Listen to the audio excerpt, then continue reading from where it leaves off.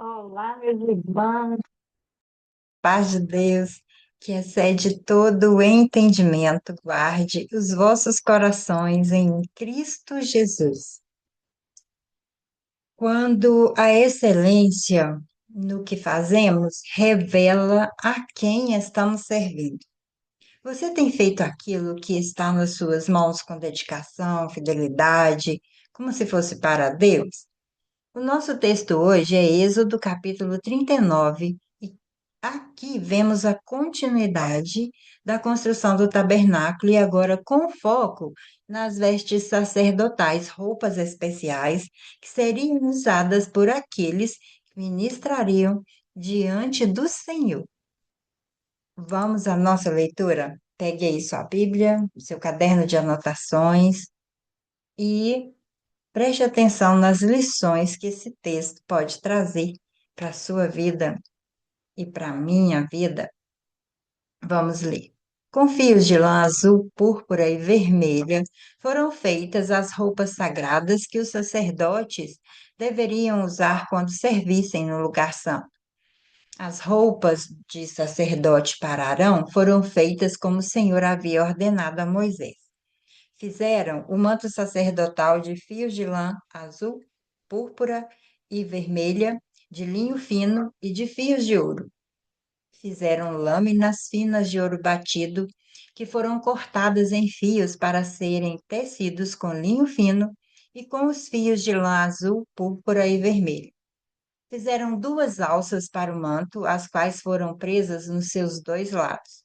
O cinto que passava pela cintura do manto formava uma só peça com ele e era feito dos mesmos materiais, como o Senhor havia ordenado a Moisés. As pedras de ágata foram preparadas e montadas em engastes de ouro, e com muita habilidade gravaram nas pedras os nomes dos filhos de Jacó. Colocaram essas pedras nas alças do manto sacerdotal para representarem as 12 tribos do povo de Israel, como o Senhor havia ordenado a Moisés. O peitoral foi feito como um manto sacerdotal. Eles o fizeram de fios de lã azul, púrpura e vermelha e de linho fino enfeitado com bordados. O peitoral era quadrado e dobrado em dois, media um palmo de comprimento por um palmo de largura. Nele foram colocadas 4 carreiras de pedras preciosas. Na primeira, puseram um rubi, um topázio e uma granata. Na segunda carreira, puseram uma esmeralda, uma safira e um diamante. Na terceira, puseram uma turquesa, uma ágata e uma ametista. Na quarta, um berilo, um ônix e um jaspe. Essas pedras foram montadas em engastes de ouro, e em cada uma dessas pedras estava gravado o nome de um dos filhos de Jacó para representar as 12 tribos de Israel. Com fios de ouro puro traçados, fizeram cordões para o peitoral. Fizeram também 2 argolas de ouro e as prenderam nas pontas da parte de cima do peitoral. Passaram os 2 cordões de ouro nas 2 argolas e prenderam as 2 pontas dos cordões nos 2 engates de ouro do peitoral que foram presos nas 2 alças do manto na parte da frente. Fizeram outras 2 argolas de ouro e as prenderam nas pontas debaixo do peitoral, na borda do lado de dentro do manto. Fizeram mais 2 argolas de ouro e as prenderam nas pontas das 2 alças do manto, embaixo, na frente dele, perto da costura e acima do cinto, como o Senhor havia ordenado a Moisés. Cada um cordão azul, eles prenderam as argolas do peitoral nas argolas do manto, para que o peitoral ficasse preso acima do cinto e não se soltasse. A sobrepoliz, roupa que vai por cima do manto sacerdotal, era tecida inteiramente de fios de lã azul. No meio dela havia uma abertura para a cabeça.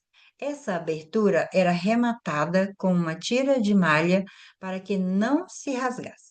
Em volta de toda a barra da sobrepolis colocaram aplicações em forma de romãs feitas de linho finos e de fios de lã azul, púrpura e vermelha. Fizeram também sininhos de ouro puro e os puseram entre uma romã e outra. Desse modo, a barra da sobrepolis ficou enfeitada com uma carreira de sininhos intercalados com romã, da seguinte maneira: um sininho, uma romã, outro sininho, outra romã, conforme o Senhor havia ordenado a Moisés. Fizeram túnicas de linho para Arão e seus filhos e a mitra, os chapéus, os calções de linho e o cinto, tecido de linho fino e de fios de lã azul, púrpura e vermelha, enfeitado com bordados conforme o Senhor havia ordenado a Moisés. Fizeram ainda de ouro puro uma placa para a coroa sagrada e nela gravaram a seguinte frase: Separado para o Senhor, e amarraram a placa com um cordão de lã azul para prendê-la na parte de cima da mitra, como o Senhor havia ordenado a Moisés. Todo o trabalho da tenda da presença de Deus foi acabado. Os israelitas fizeram tudo conforme o Senhor havia ordenado a Moisés. Eles levaram a Moisés a tenda e todo o seu equipamento, os prendedores, as armações, as travessas, os postes e as bases. Levaram a cobertura de peles de carneiro tingidas de vermelho, a cobertura de peles finas, a cortina que separava o lugar santíssimo do lugar santo, a arca da aliança, com as placas de pedras, os cabos e a tampa da arca. Levaram a mesa e todo o seu equipamento, os pães oferecidos a Deus, o candelabro de ouro puro, as lamparinas, todo o seu equipamento e o azeite para as lamparinas. Levaram o altar de ouro, o azeite de ungir, o incenso cheiroso, a cortina da entrada da tenda, o altar de bronze com sua grelha, os seus cabos e todo o seu equipamento, e a pia com o seu suporte. Levaram as cortinas do pátio, os seus postes e as suas hastes e as suas bases, a cortina da entrada do pátio e as suas cordas, as estacas da tenda e todo o equipamento para ser usado nela. Levaram as roupas vistosas para os sacerdotes usarem no lugar santo, isto é, as roupas sagradas do sacerdote Arão e dos seus filhos. Os israelitas fizeram todo o trabalho como o Senhor havia ordenado a Moisés. Moisés examinou cada coisa e viu que eles tinham feito tudo de acordo com o que o Senhor havia ordenado. Então, Moisés os abençoou. Sobre cada orientação, os artesãos prepararam as vestes de Arão e de seus filhos.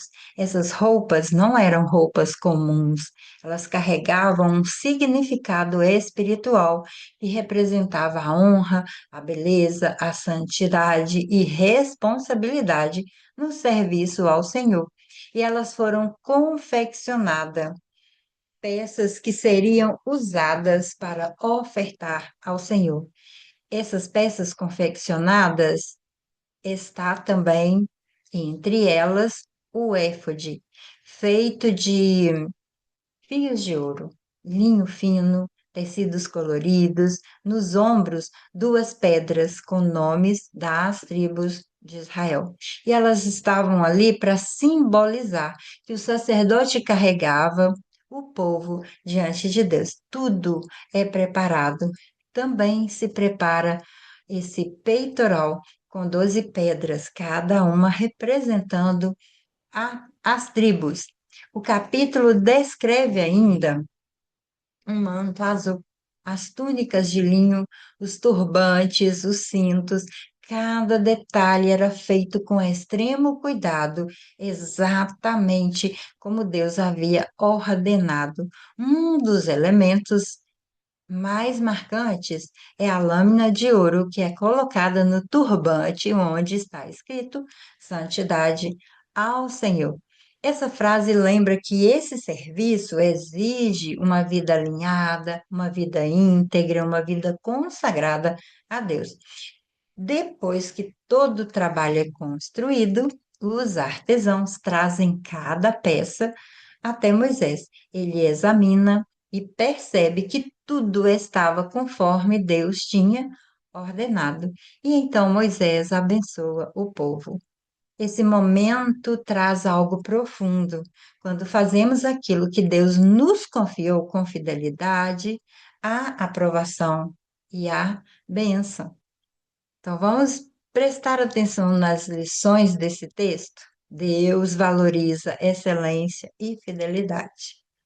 Fazer bem tudo aquilo que está em nossas mãos honra ao nosso Deus. Servir a Deus envolve responsabilidade.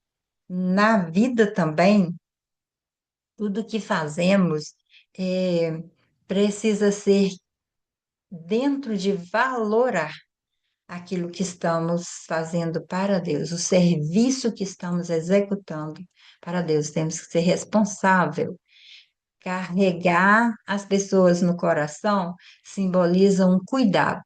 Então, nós, como cristãos, como filhos de Deus, devemos amar, cuidar, interceder uns pelos outros, porque isso faz parte da nossa caminhada espiritual. Uma outra, uma outra lição é que a santidade é exigida em todos os momentos aqui. Ela é um estilo de vida. Essa frase, santidade ao Senhor, era um lembrete constante que eu preciso ter isso na minha vida. É expressar isso através da minha fé todos os dias. Para eu aplicar isso na minha vida, é lembrar de que Deus se importa comigo. Ele não quer só resultado, mas ele quer também dedicação, fidelidade, ele quer um empenho, compromisso, que eu me relacione com ele nessa vida espiritual, nesse processo de construir o espiritual com propósito, colocando Deus como centro.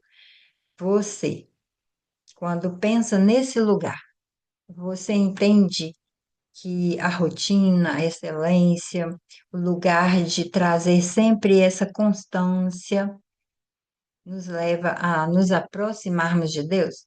Na sua rotina, no seu dia a dia, existe isso, excelência, propósito, fé, santidade? Parar para analisar.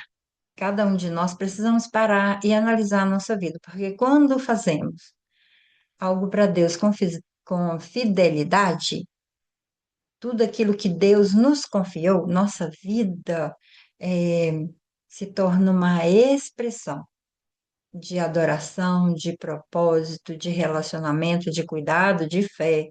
Essa expressividade vem quando eu sou fiel naquilo que Deus me entregou para fazer. Que Ele possa abençoar a mim, a você, a sua casa, a sua família, o seu ministério, o seu trabalho, todas as áreas da sua vida, para que nela exista sim a fé, o compromisso, o propósito, a fidelidade em servir ao Senhor e nos mantermos fiéis a Ele, santificar a nossa vida todos os dias. Até nosso próximo momento de leitura da Palavra de Deus.